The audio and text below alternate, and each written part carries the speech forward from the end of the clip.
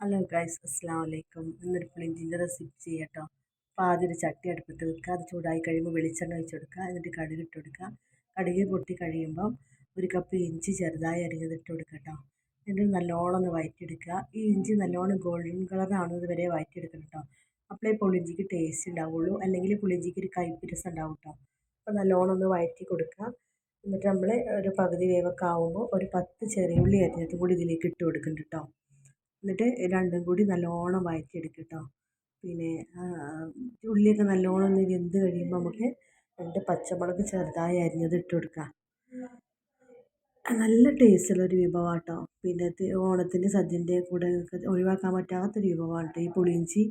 ഞാൻ ഓണത്തിനല്ല ഇടയ്ക്കിടയ്ക്ക് ഉണ്ടാക്കാറുണ്ട്. എനിക്ക് അത്രയ്ക്ക് ഇഷ്ടമുള്ള വിഭവമാണ് കേട്ടോ. കാരണം പുളിയും മധുരവും എരിവൊക്കെ ബാലൻസ് ചെയ്ത് നല്ലൊരു വിഭവമാണ് പുളിയിഞ്ചി. ഞാൻ വീട്ടിൽ എപ്പോഴും ഉണ്ടാക്കാറുണ്ട്. അപ്പോൾ ഇതാ 3 വറ്റൽമുളകും കൂടി അരിഞ്ഞത് ഇട്ട് കൊടുക്കുന്നുണ്ട് കേട്ടോ. അത് കഴിഞ്ഞ് നല്ലോണം ഒന്ന് ഇളക്കി കൊടുക്കുക. എന്നിട്ട് ഒരു ഗോൾഡൻ കളർ ആകുമ്പോൾ 2 തണ്ട് കറിവേപ്പില ചേർത്ത് കൊടുക്കുന്നുണ്ട്. അത് കഴിഞ്ഞ് നമുക്ക് പൊടികൾ ഇട്ട് കൊടുക്കാം കേട്ടോ. 1 ടീസ്പൂൺ മുളക് പൊടി, 1/4 ടീസ്പൂൺ കായപ്പൊടി, 1/2 ടീസ്പൂൺ മഞ്ഞൾപ്പൊടി, പിന്നെ ഒരു പിഞ്ച് ഉലുവാപ്പൊടിയും കൂടി ഞാൻ ചേർത്ത് കൊടുക്കുന്നുണ്ട് കേട്ടോ. എന്നിട്ട് ഇതിൻ്റെയൊക്കെ പച്ചമണം മാറുന്നത് വരെ നല്ലോണം ഒന്ന് വഴറ്റിയെടുക്കണം കേട്ടോ. പിന്നെ നല്ലോണം ഒന്ന് വഴന്നതിന് ശേഷം നമുക്ക് പുളിവെള്ളം ഒഴിച്ച് കൊടുക്കണം കേട്ടോ. പിന്നെ ഞാൻ ഒരു നെല്ലിക്ക വലുപ്പത്തിൽ പുളി എടുത്തിട്ട് കുറച്ച് ചൂടുവെള്ളത്തിലിട്ട് വെച്ചിരുന്നു കേട്ടോ. എന്നിട്ട് അത് പിഴിഞ്ഞെടുത്ത വെള്ളമാണ് ഇതിലേക്ക് ഒഴിച്ച് കൊടുക്കുക. അത് കഴിഞ്ഞിട്ട് ഞാൻ 1.5 കഷ്ണം ശർക്കരയും കൂടി ഉരുക്കിയിട്ട് ഇതിലേക്ക് ഒഴിച്ച് കൊടുക്കണ്ടേ. അത് ഞാൻ കാണിക്കാൻ വിട്ടു പോയതാണ് കേട്ടോ. എന്നിട്ട് പിന്നെ പാകത്തിന് ഉപ്പും കൂടി ഇട്ട് കൊടുക്കുക കേട്ടോ. എന്നിട്ട് അടച്ച് വെച്ച് വേവിക്കുക. നല്ലോണം കുറുകുന്നത് വരെ വേവിച്ചെടുക്കുക.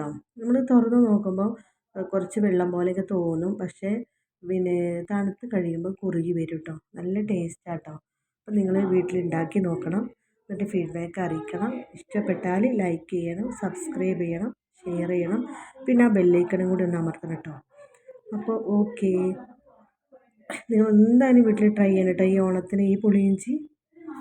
അപ്പോൾ താങ്ക് യു.